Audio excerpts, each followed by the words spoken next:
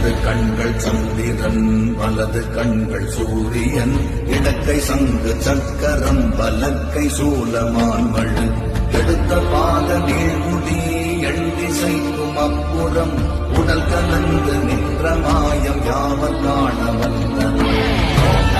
சிவாய ஓம் ஓம் நம சிவாய ஓம் நம சிவாய ஓம் ஓம் நம சிவாய.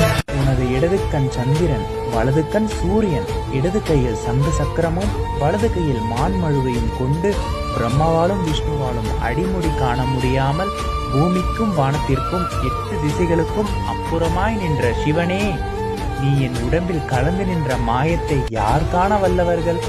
என் உடம்பினில் மனதை அறிந்து மாயை நீக்கி அறிவாய் நீ உள்ளதை அறிந்து கொண்டேன் ஐயா என்று சிவவாக்கிய சித்தர் விளக்கம் கூறுகிறார்.